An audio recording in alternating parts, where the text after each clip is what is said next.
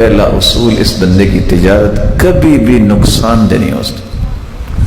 وَأَقَامُوا الصَّلَاةَ، دوسرا اصول قرآن نے دیا ہے، اس بندے کی تجارت کو کبھی بھی خسارہ نہیں ہوتا جو نماز کا پابند ہوتا ہے۔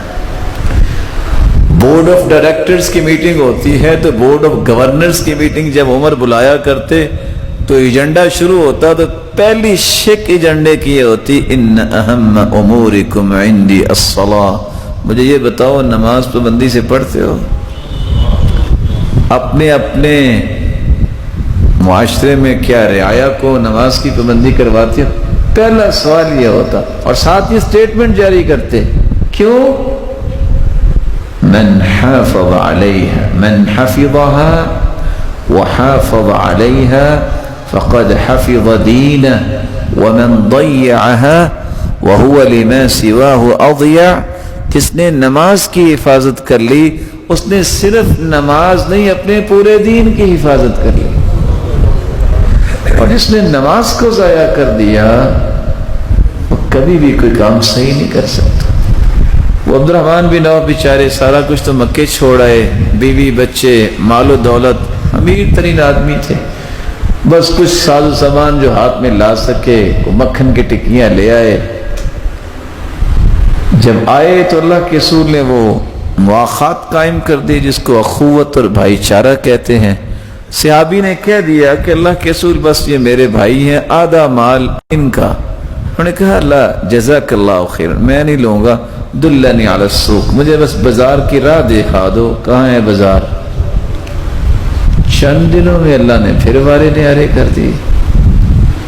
لوگوں نے کہا کہ آپ مٹی کا سودا کرتے ہیں، سونے کے بھاؤ بک جاتی ہے، وہ آپ کے پاس کیا اصول ہیں، کیا آپ کے پاس یہ راز ہے؟ ہم اس سے تو کوئی پوچھے نا آج کل کیا کر رہے ہو، کہتا ہو نہیں جی وہ لائنیں تو نہیں بتائی جاتی۔ تو انہوں نے کہا باقیوں کو بلا لو، میں ان کو ہی بتا دیتا۔ تو انہوں نے جو 3 لائنیں بتائی تھی نا، ان میں سے پہلی بات یہ تھی، کہتے میں نے آج تک تجارت کی وجہ سے نماز نہیں چھوڑی۔ رجال لا تلہیہم تجارت ولا بیع عن ذکر اللہ وإقام الصلاة وإيتاء الزكاة يخافون يوما تتقلب فيه القلوب والأبصار۔ اللہ نے ایسے لوگ رکھے ہیں تجارت کبھی بھی ان کو ذکر سے بھی غافل نہیں کرتی، نماز سے بھی غافل نہیں کرتی۔ یار ایک چھوٹی سی بات میں آپ کی خدمت میں پیش کر دوں، وہ نماز کا ہی وقت تھا نا، کہتی ہے عصر کی نماز تھی تو گھوڑے آئے سیدنا سلیمان کے پاس، ایسے ہی ہوا تھا جی، سنا ہے قصہ آپ نے؟ فطفق مسحا بالسوق والآناق، نماز ہو گئی لیٹ، نے کہا اچھا نماز لیٹ ہو گیا، حالانکہ کوئی گھوڑے جو تو جہاد کے لیے ہی تھے نا۔ انہوں نے کیا کیا؟ کیا جی؟ ذبح کر دی۔ نماز کا خیال کرتے وقت انہوں نے یہ کام کیا تو اللہ نے اس کا آلٹرنیٹ کیا دیا، کہا میرے بندے تو نے گھوڑوں کی قربانی دے دی ہے کہ میری نماز لیٹ ہوئی ہے، آج کے بعد گھوڑے نہیں، میں تمہیں ہوا کا تخت عطا کر دیتا ہوں۔ فسخرنا له الريح تجري بأمره رخاء حيث أصاب غدوها شهر ورواحها شهر، وہ ہوا کا تخت بنتا، اس پہ بیٹھتے، 1 مہینے کے سفر و صبح سے زور تک طے کرتے۔ آپ نماز کی پابندی کر لیں، اگر آپ سمجھتے ہیں کہ میری دکان کا پروفٹ 5000 ہے وہ 10000 ہوگا، یقین فرض ہے، یقین شرط ہے۔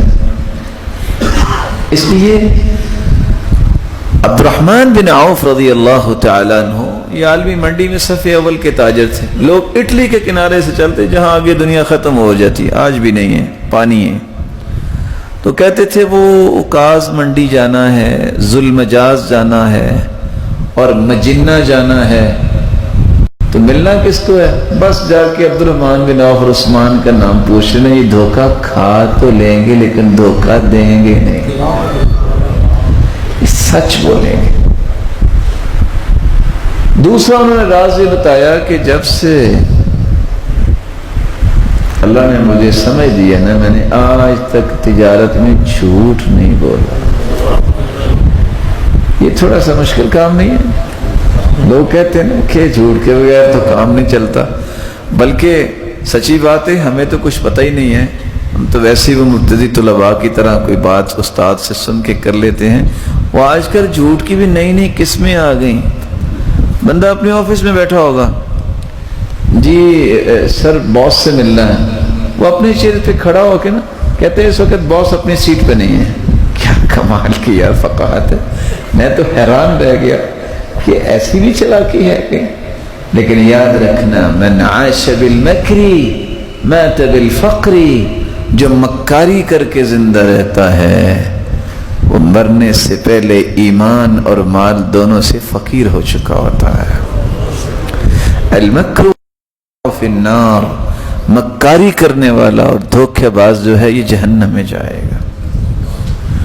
اور تیسرا عبد الرحمن بن عوف کہا کرتے تھے کہ میں نے کبھی نشہ نہیں کیا، سنت سمجھ کے تجارت کرتا ہوں، کبھی پریشانی نہیں ہوئی۔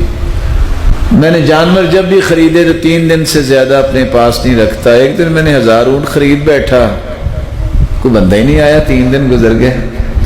اور میں نے ایک شخص آیا، اس نے کہا اچھا جتنے کا مال تم نے خریدا نا اتنے کا مجھے دے دو۔ میں نے کہا اٹھاؤ، لیکن اللہ نے عقل دی تھی۔ میں نے کہا اچھا سنو، یہ رسی میں نے اتارنی ہے، تو 1000 اونٹ کی رسی اتاری، ایک ایک رسی 1 درہم کی بیچ کے 1000 کا پروفٹ وہاں سے بھی آؤ۔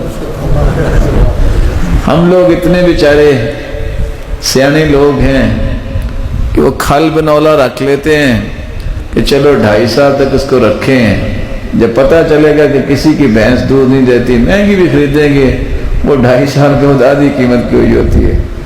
پھر کوئی پڑا ہوتا ہے کارڈیالوجی میں، پھر کوئی کہاں پڑا ہوتا ہے، نہیں کو ملتا تو حضرت مفتی صاحب کے پاس آ جاتے ہیں، پھر دامی کر دو، ڈاکٹر نے تو جواب دے دیا۔ لا يحتکر الا خاطئ، حدیث کہتی ہے گنہگار انسان ہے جو اس طرح ذخیرہ اندوزی کرتا ہے، وہ امت کو ضرورت ہے اس سامان کی، اور وہ صرف اپنا مال اور ریٹ بڑھانے کے لیے ذخیرہ کرتے ہیں، گناہ ہے، تو ظلم معاشرے کے ساتھ۔ اس لیے اللہ عز و جلال سے دعا کیا کریں، یا اللہ حلال دے، پاکیزہ دے اور وافر دے کہ یہ حرام کے بارے میں کبھی سوچے ہی نہ۔ بھی اللہ سے مانگ رہے ہیں، ہم کسی سے نہیں مانگ رہے، اور اللہ کے رسول کا فرمان ہے جب اللہ سے مانگو خوب سیر ہو کے مانگو، اس سے بڑا کچھ دینے والا نہیں۔ نماز کی جو پابندی کرتا ہے میرے بھائی، اس کی کبھی بھی تجارت خسارے میں نہیں ہوتی۔ آپ کتابیں کھول کے دیکھیے، آج تو بادشاہ لوگ ہیں نا کہ 22.5 کروڑ عوام ہے اس پاکستان میں، تو کتنے کروڑ نمازی ہیں؟ اب بولے نہیں ہیں۔ اور دعویٰ کیا ہے کہ جتنی رحمتیں نا سعودیہ کی بھی اور باقی دنیا کی پاکستان میں آنی چاہیے، اور نماز کتنے پڑھتے ہیں؟ بھائی کے ہی کال لے لیے 2%۔ نماز کے بغیر کوئی سکون نہیں، اور میں یہ دعوی سے کہہ سکتا ہوں، اس بات میں بھی اللہ عز و جلال کو گواہ بنا کے کہتا ہوں، دنیا کی ہر پریشانی کا علاج اللہ نے رکھا ہی نماز میں۔ دیکھیں میرے اور آپ کی اور پوری دنیا کے سائنٹسٹ، ان کے ہاتھوں میں کوئی طاقت اور پاور نہیں ہے کہ وہ چاند گرہن، سورج گرہن کی کوئی حالت بدل سکیں، اور آج تک اس کے بارے میں کوئی ریسرچ بھی نہیں پہنچی۔ اور میں ایک دن پڑھ رہا تھا، وہ حدیث میں آتا ہے صحیح مسلم کی روایت ہے، جب سورج غروب ہوتا ہے تو وہ اللہ کے عرش کے نیچے جا کے سجدہ ریز ہوتا ہے، پھر اللہ فرماتے ہیں جاؤ دوبارہ طلوع ہو جاؤ۔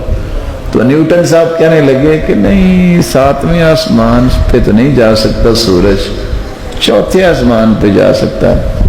فی صاحب اور صاحب کہنے لگے کہ نہیں، 3رے آسمان تک جا سکتا ہے۔ میں سوچ رہا تھا بھی وہاں تمہارا ابا لے کے جاتا، تمہیں کیا پتا آسمان کیا ہے؟ جس کا رب پہ ایمان ہی نہیں ہے اس کو کیا پتا ہے؟